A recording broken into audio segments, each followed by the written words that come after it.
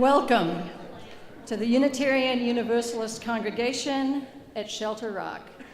I am Nancy Reid-McKee, the Ministerial Intern this year.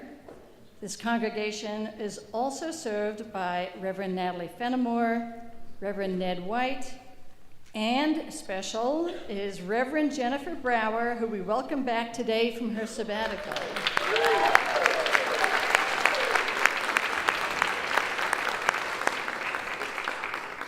And I invite you all to come into the social hall after the service and share in a celebration cake for her.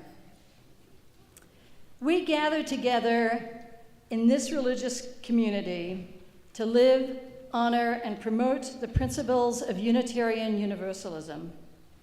We gather to nourish the spiritual needs of current and future members, to grow a diverse and multi-generational religious community bound together with love. We gather together in religious community to commit our time, our talents, and unique resources to building a just and compassionate world, and to celebrate the joy of living, lifelong learning, and building lives of worth and purpose. This is the mission of this congregation. I'd like to take some time to call your attention to the announcements that are in the order of service, just to highlight a very few. Right after the service today, the 6th grade students are having a Valentine's and bake sale. So if you could please go out and purchase things to celebrate their secret charity, that would be great.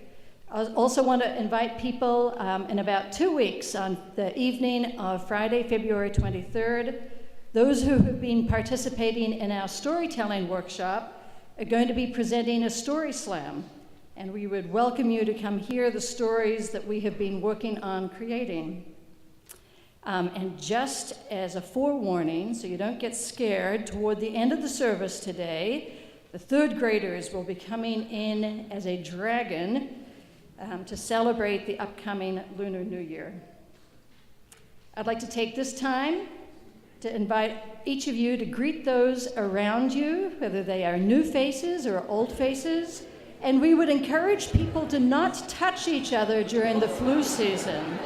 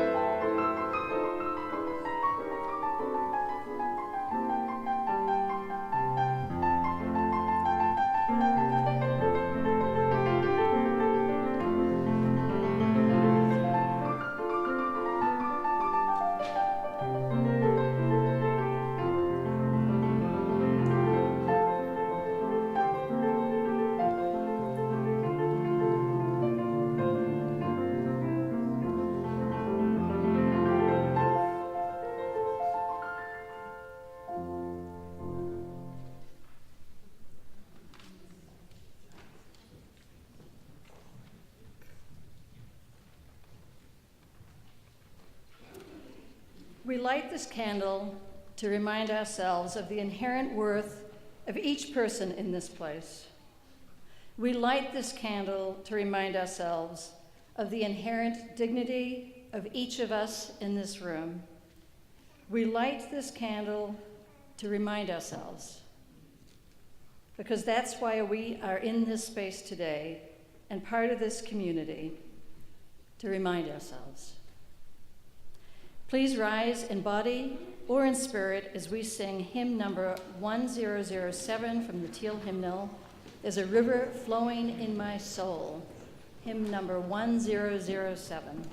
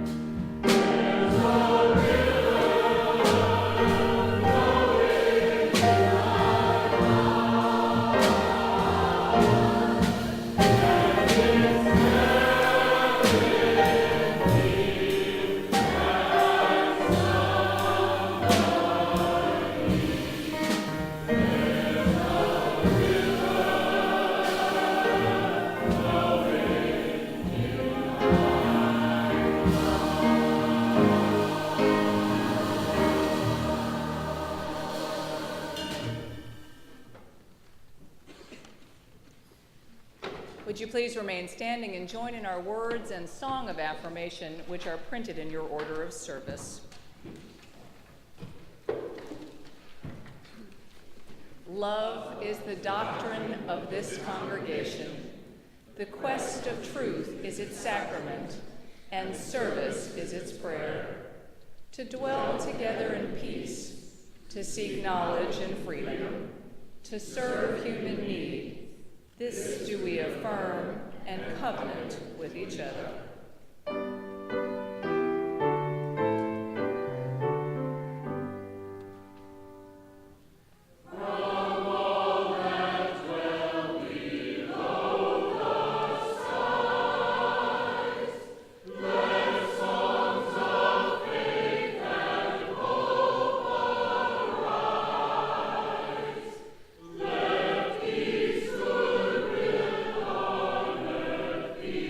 Song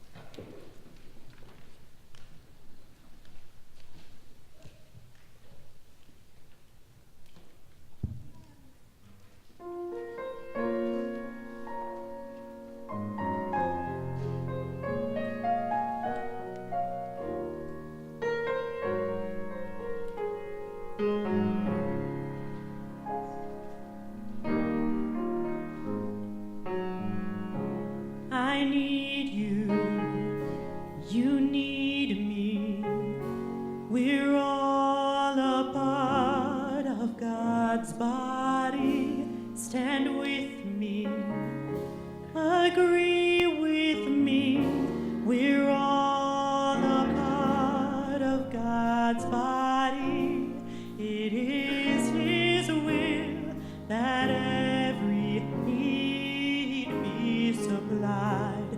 You are important to me, I need you to survive.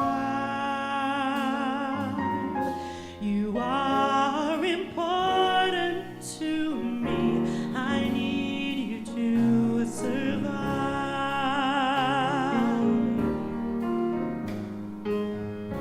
I need you, you need me, we're all a part of God's body. Stand with me, agree with me, we're all a part of God's body. It is His will that every need be supplied. You are important to me, I need you to survive. You are important to me, I need you to survive.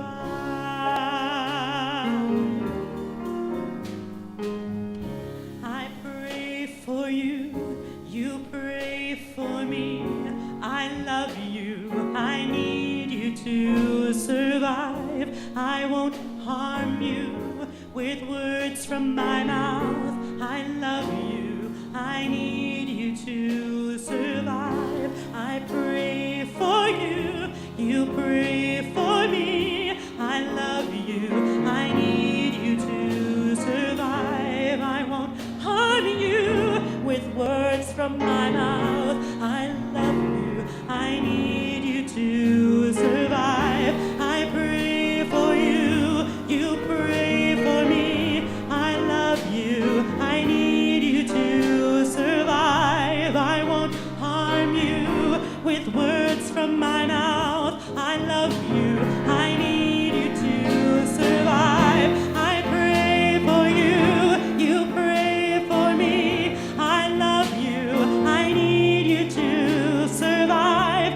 I won't harm you with words from my mouth. I love you, I need you to survive. I pray for you, you pray for me. I love you, I need you to survive. I won't harm you with words from my mouth.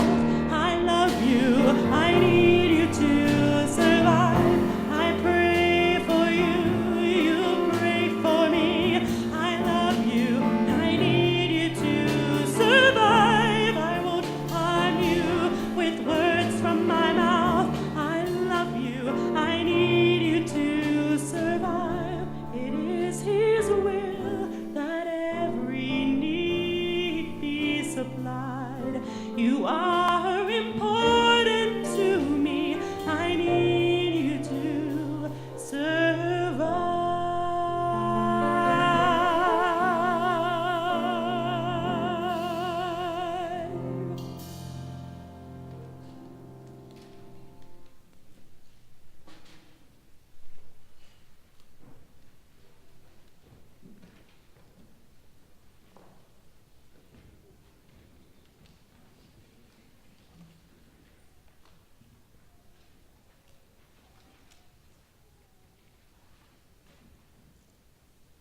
We eat from fields we have not planted, and we drink from wells we have not dug.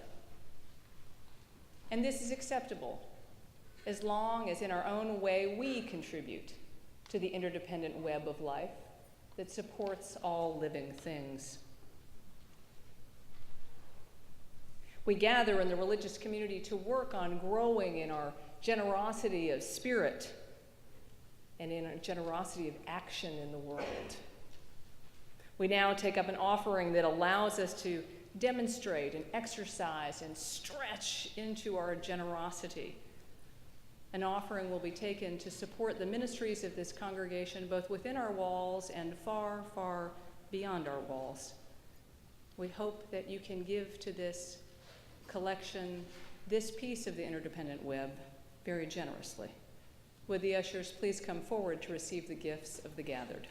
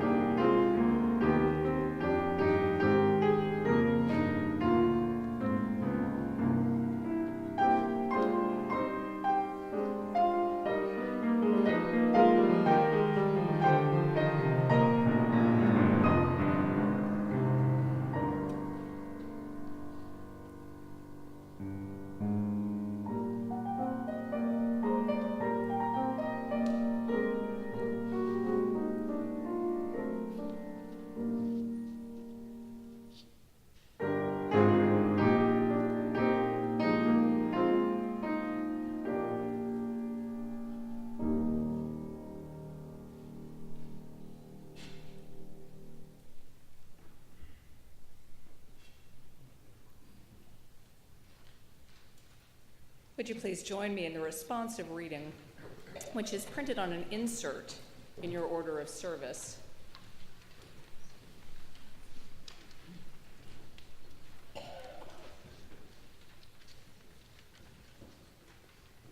These are the words of the Reverend Susan Frederick Gray, President of the Unitarian Universalist Association.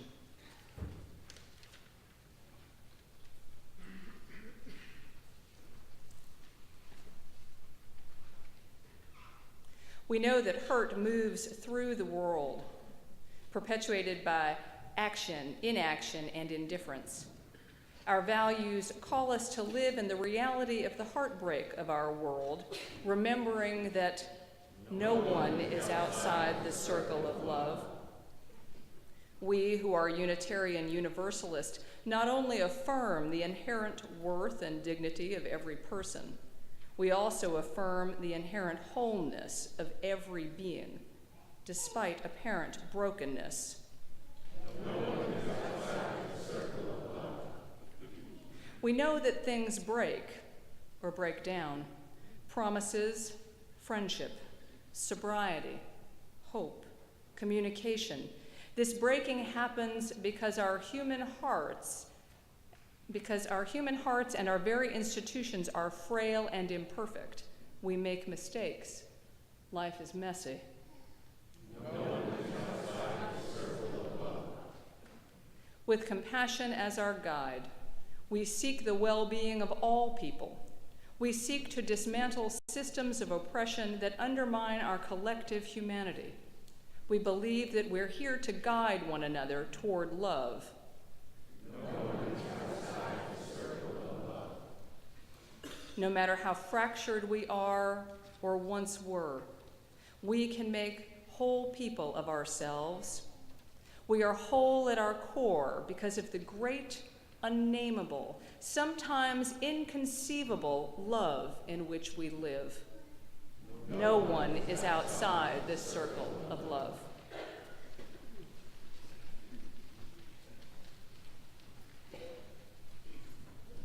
Into this circle of love, we carry with us all manner of experience and feeling.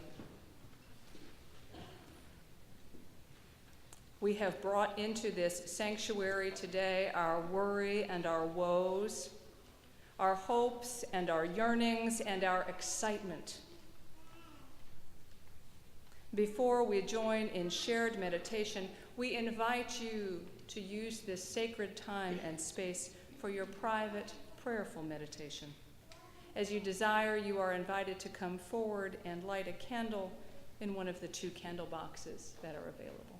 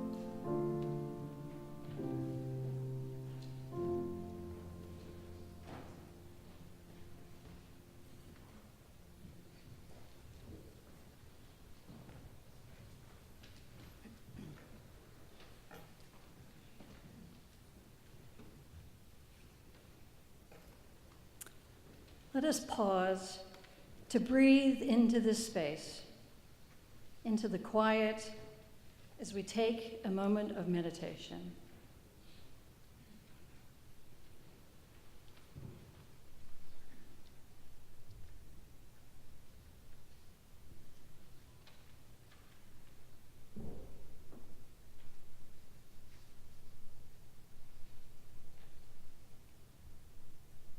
Spirit of love and life, light within and without, mystery from which we have all emerged, within which we live and die, be with us now as we allow ourselves to drop into the silence and stillness at the center of our being. As people of faith, we seek to live in a spirit of love, a spirit of community, justice, and peace. And yet, in so many corners of the world, and so many corners of our own lives, we see divisiveness and anger. If we look deep within ourselves, perhaps we will even find those shadow energies there too.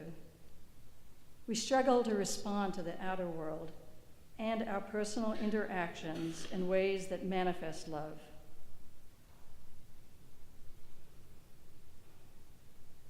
It At times we may fear that love will not be strong enough. At times we may question whether love really is at the root of all things in this world with so much struggle and discord. We may struggle to hold on to our faith in love. While we may believe deeply in the power of love, it is so often hard to live that love. This is a mystery within which we live and die. In the stillness and silence of our own heart, we read the imprint of love. It is there. We just need to be reminded that this is what we are about. Spirit of life, keep hope alive.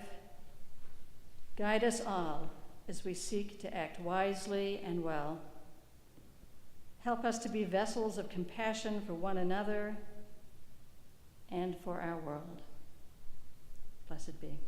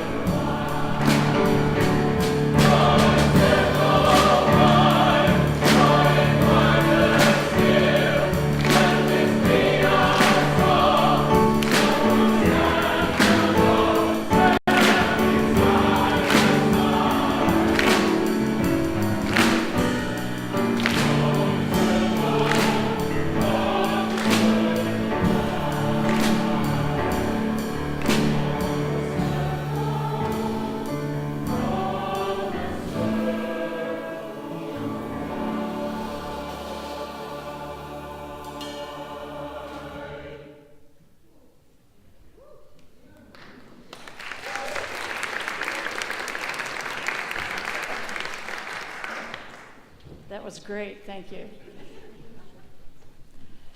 I didn't become a Unitarian Universalist until I was in my 40s.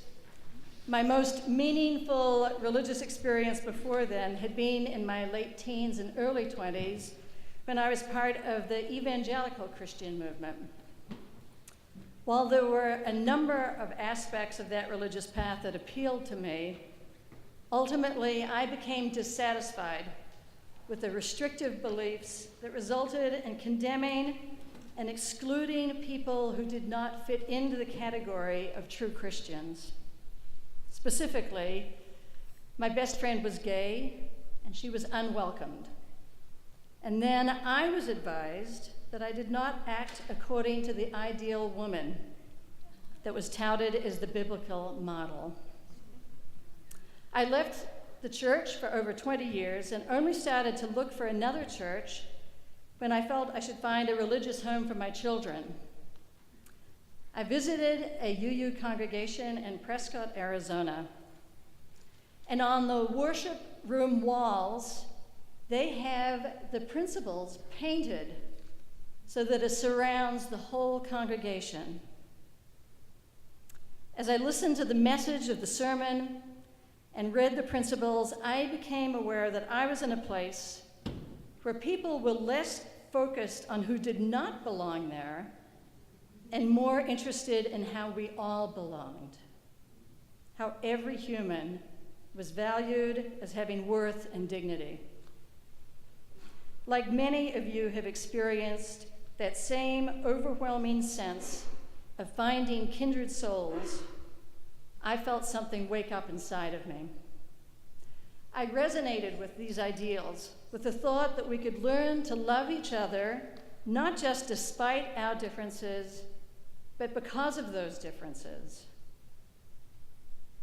It took me several years to realize that it was one thing to talk about creating a community of love and acceptance, but it was much harder to live that way.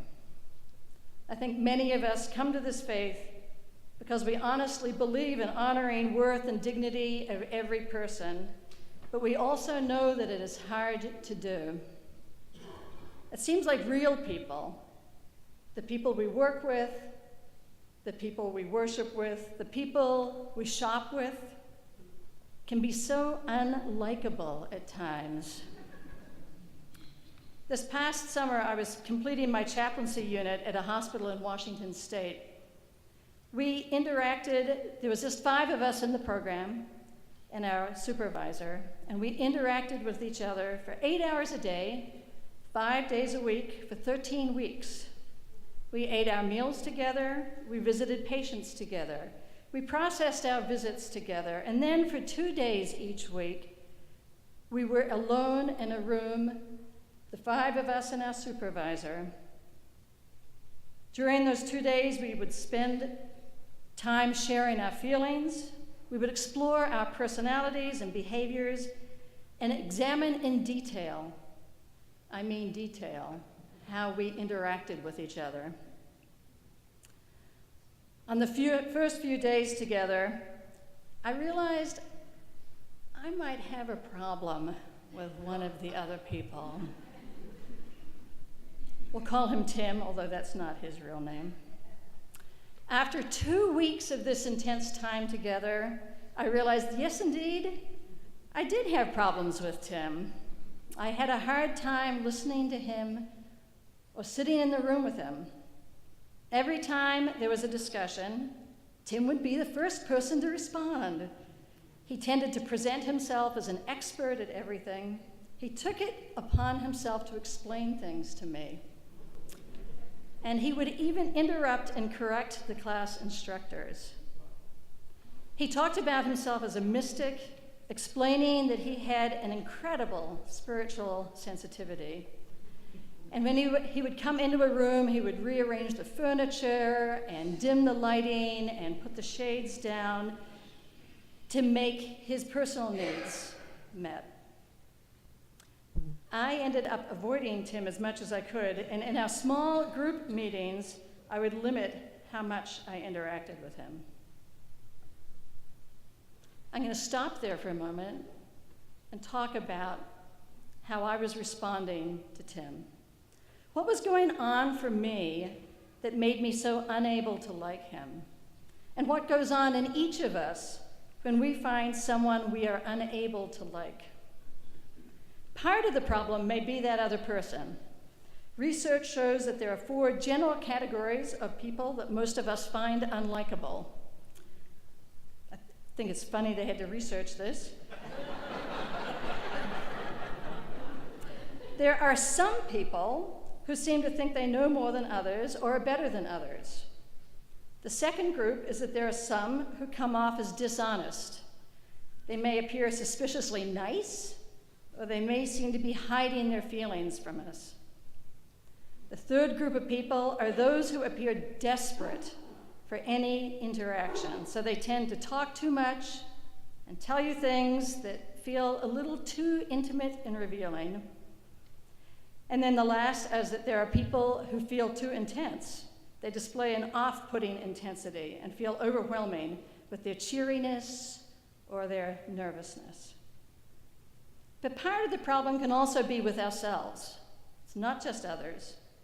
We may have a hard time with people who display the qualities we most dislike in ourselves.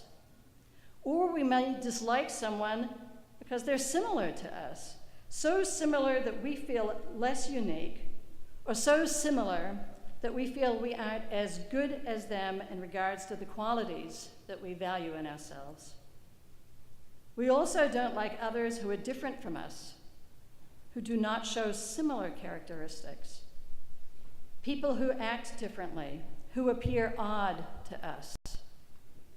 They can generate fear and anxiety at times.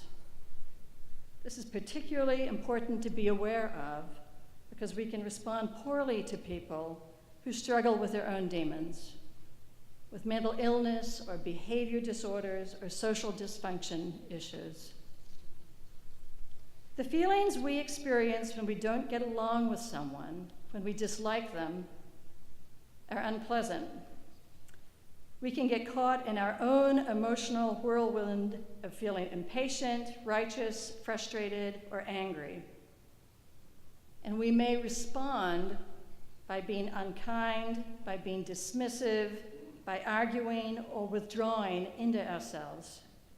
We usually don't feel good about ourselves. It's not who we want to be. When I find myself unable to like someone, I feel guilt and I feel disappointed in myself.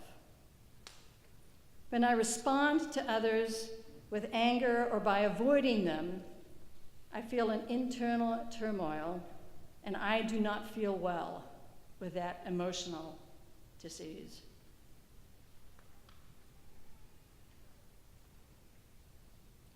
So let me turn to my story of Tim in this past summer.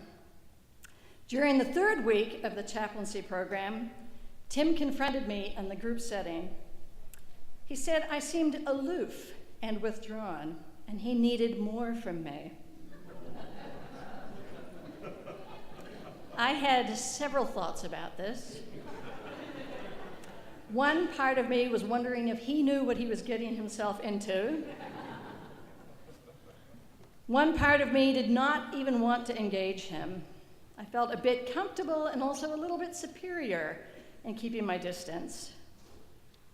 At the same time, I did have that internal anxiety about my judgmental opinion of him. And I also knew, I just knew, that if I was really going to try living according to what I believed, then I had to make an effort. So I asked Tim if he would go out to dinner with me.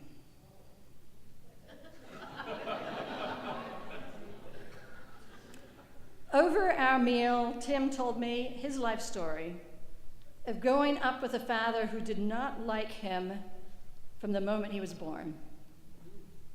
His father demanded a cult-like devotion from his wife and other children, but deliberately excluded Tim from the family, leaving Tim alone at home while he took everyone else on excursions for ice cream or to the fair. His father was physically and emotionally abusive, particularly to Tim's mother. Tim fled home at the age of 18, and he became a successful architect until he began waking up in the middle of the night, experiencing such mental anguish that he knew he was breaking apart. He left his career and home, and he moved to a remote ranch where he had daily encounters with invisible guides who taught him how to put himself back together. This took years. Now in his 60s, Tim pays close attention to his mental and spiritual health, but is eager to talk about his experiences so he can compare his life to other people's. As I listened to Tim, I changed. Instead of seeing him as a know-it-all controlling male, I began to see him as someone struggling to make sense of this world, who was willing to honestly confront what came at him, and who had a genuine desire to be in relationship with other people. I developed compassion with Tim. That's the thing about getting to know someone better. You actually start to understand them and experience compassion with them. When I talk about compassion, I'm not talking necessarily about the feeling. I'm not talking about pity. I'm not talking about sorrow.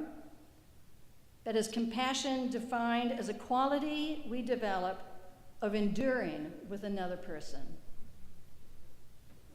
Recently, Herb Klitzner referred to a book that helped me explore this further.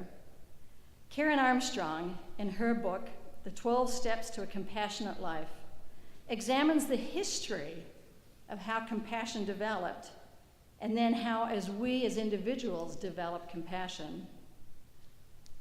In regard to the history, she explains how thousands of years ago, we had primitive brains that were focused on survival. Our primitive brains focused on the 4 F's: feeding, fighting, fleeing, and reproduction.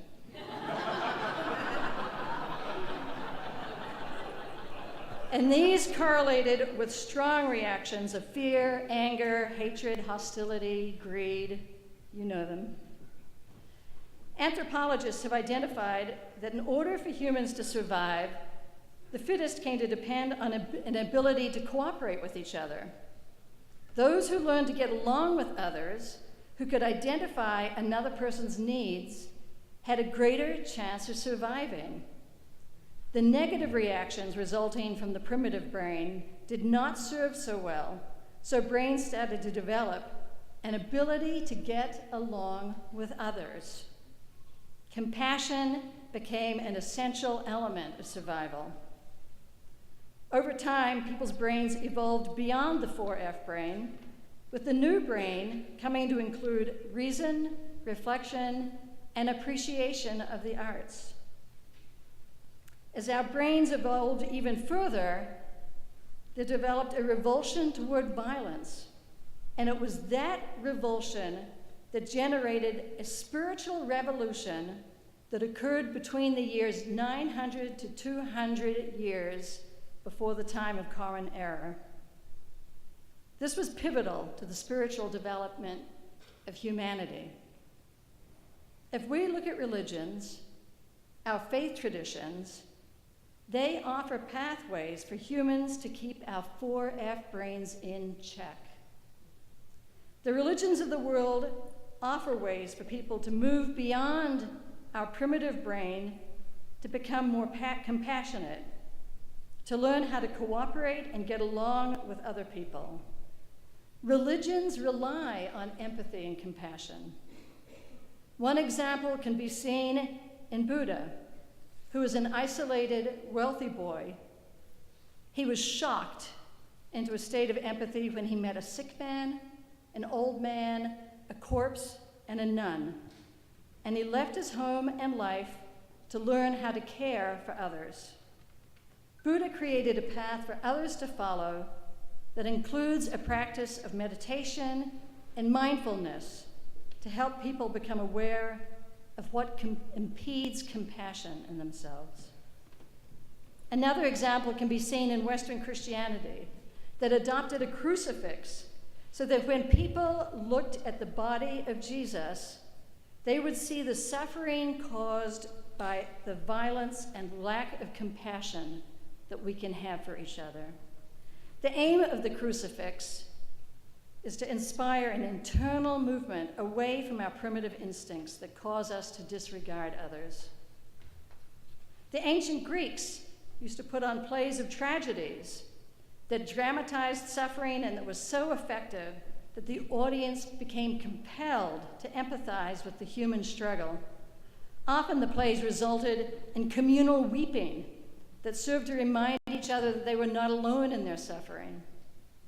And in the Quran, Muhammad uses the suffering he experienced growing up as an orphan to create guidelines on how to live in a compassionate community. There's a lot more that can be said about the role of religion and compassion, but the key point is that learning compassion is what our spiritual journey is about. It's why we are religious people. So how do we learn compassion when we don't feel compassion? How do we take the spiritual journey? Armstrong points out that many religions offer practices and guidelines. Some of the stepping stones on this path include things we already know but may forget. First, love yourself. Appreciate your gifts and use these qualities to do good in the world. Rabbi Albert Friedlander said, "Love your neighbor as yourself." If we can't accept ourselves, we can't experience that sense of love, so we can't extend this to our neighbors. This means loving yourself first. Second, practice empathy. We often forget this is a practice. We have learned to look away from people asking for money on the subway, who live on the streets, or who are suffering in refugee camps. But we need to pay attention. We need to turn our eyes and our minds back to the suffering of others and then attend to the emotions we hold. We need to experience empathy.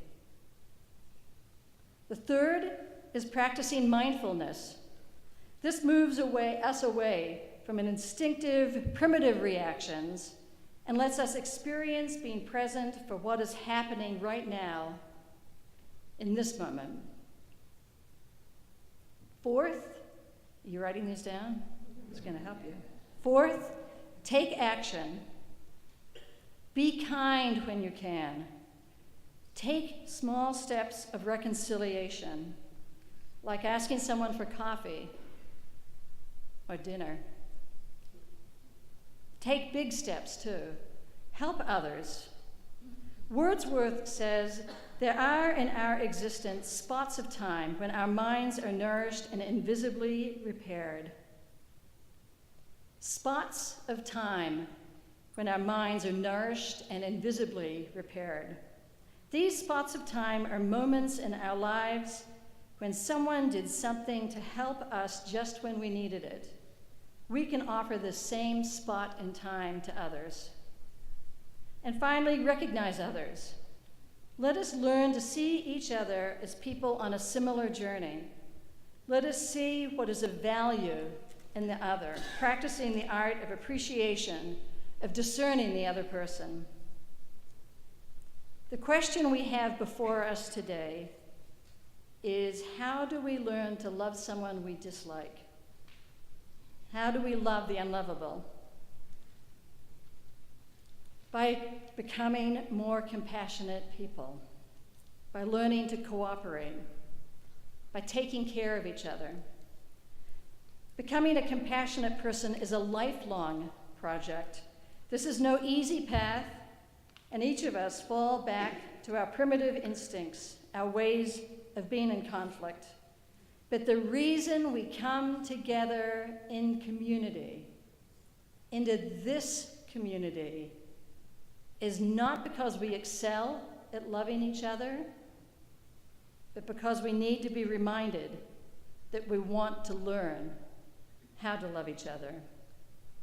We need to be reminded that our goal is compassion.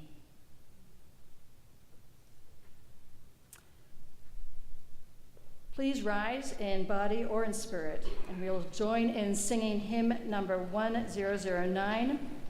We will sing this through 6 times, and the choir will be offering accompaniment for it. And so you can sing whichever part you want to, but they will start us off.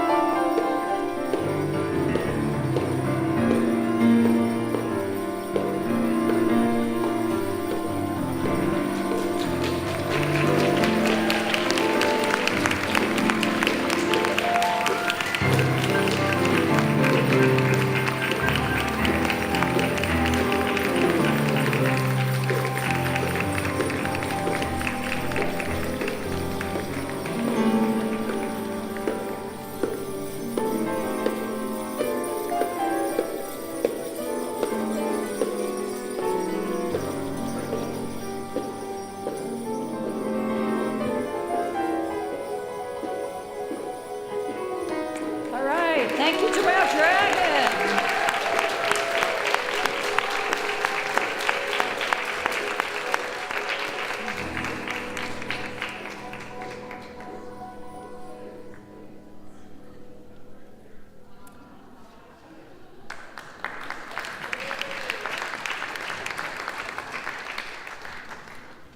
As we extinguish our chalice, may we remember our congregation exists to proclaim the gospel that each human being is infinitely precious, that the meaning of our lives lies hidden in our interactions with each other.